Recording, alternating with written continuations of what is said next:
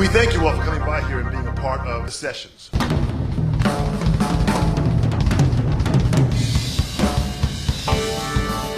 And this really is about 3 different words as we have on the screens before you.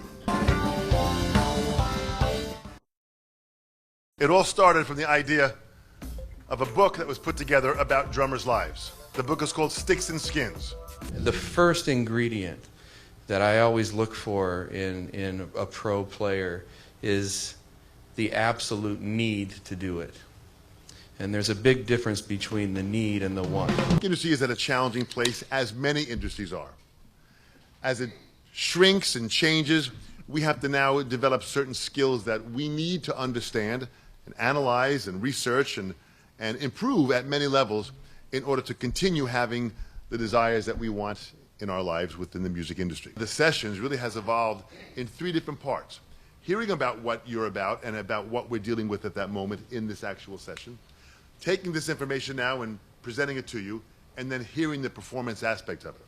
There is no other panel and no other organization that has brought this here. This is a full-day event because, you know, there's a lot to know. This business is complicated. And so we do it as a full-day event. We split it into various areas. We talk about marketing, we talk about social media, we talk about the legal stuff. You know, everybody's really thrilled when it's time for the legal stuff because I think most people know it's useful. But, you know, I mean, would you rather listen to Nadugu talking about some stories when he was playing with Michael Jackson, or me telling you about terms you need to avoid in a contract? These are things you have to prepare for. When people come to us wanting an attachment to the company, or you call it an endorsement, whatever you want, there's a certain expectation from both sides. So when you're applying for an arrangement, an endorsement, and you give people your information, make sure the information is correct. I will research every piece of information you gave me, and I will figure out how much of it is 100% spot on. This music business is a long-term journey, and you have to plot, plan, and figure out how you can be a viable part of it for the rest of your life.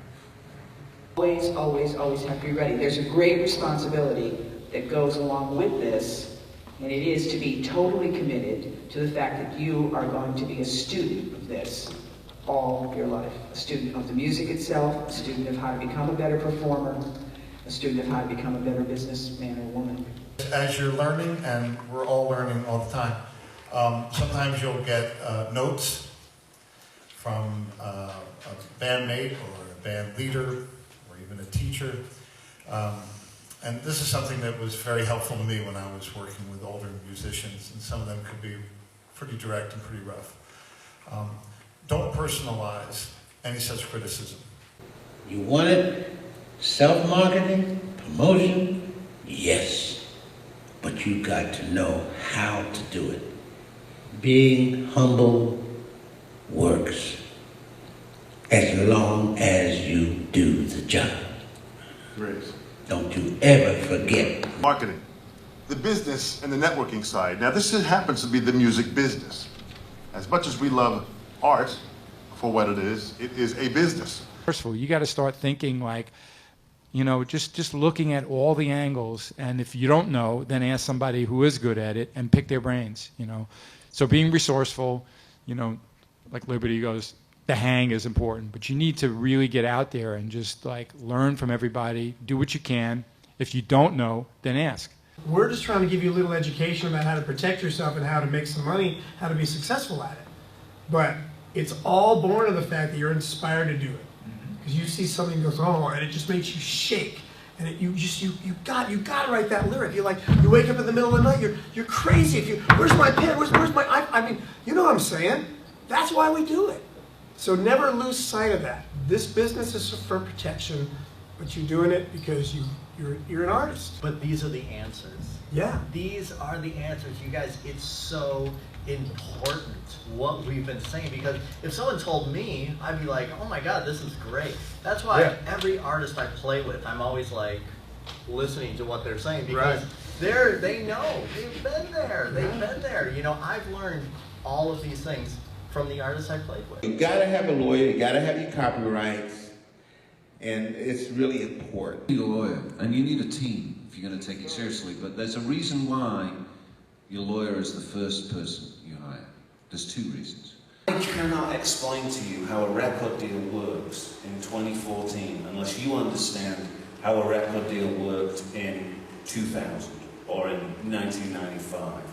So what I'd like to do is form a band and give you a record deal. And the reason we have to understand how this works is because the music business is a business. It's a business with a capital B. It's a business where billions of dollars are exchanged. And if you don't understand your rights and you don't understand the law, just like everything else, guess what? None of that money's coming to you. We're going to do an album. We've got great producers lined up. Don't worry about it. We are going to put you on the road.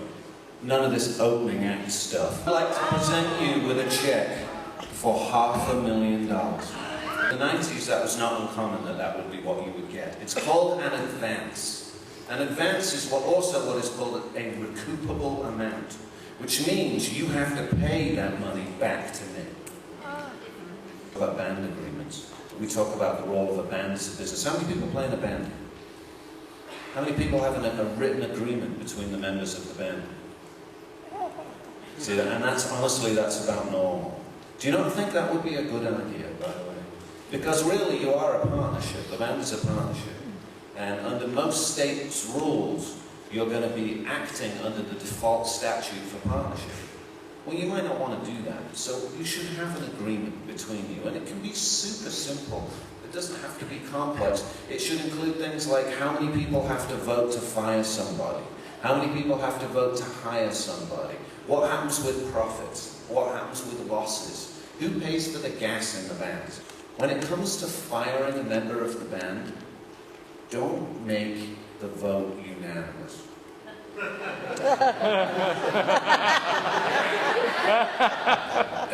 I've really faced that issue, where they'll come to me and say, well, we're trying to fire the drummer. And I look at the band agreement and I'll say, well, you can't under this agreement. Be yourself. Don't be somebody else. Emulate your heroes. Don't steal.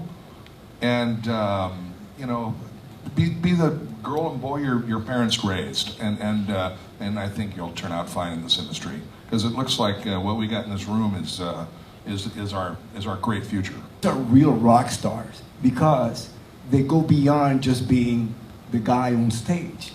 They give others a voice. They're involved in charity. They give back. That is really fulfilling your destiny. Fuel your passion. That's the art of giving back. What Jules has done with the session to bring this up. This has cost you nothing to attend here. Tell your friends. Go to thesessions.org. Spread the word that what she's put together is this machine to come out and talk about, inspire, entertain, and discuss the workings of what the music industry is about so you can find more success. So you can say, I make a living in the music industry. Success isn't attaining the goal. Success is enjoying the ride. Business thrives on what you don't know. So try to learn as much as you can about the music business. And you won't get burned. After 30 years of playing with Billy Joel and making like 150 million records sold around the world, when we went to the Soviet Union, well, first of all, I was really scared to go. The wall was still up, and we were Americans going into the enemy's territory, and I'm thinking I'm on a German plane, Lufthansa, okay, we beat them in World War II. I'm flying into a communist country, they're our enemy in the Cold War, and my name's Liberty. I'm going to jail. It's all over for me. So I played up the American part really big. I mean, I put American flags on my risers, and I had a T-shirt that had an American flag on it, to the point where Billy actually told me, you got to tone down the American thing a little bit. You know, the translator told me, he said, the Russian people did not see that you were a boasting American. They didn't think like that. They said when you were playing the drums and the passion that you were showing, when they saw that flag, they saw the ultimate freedom.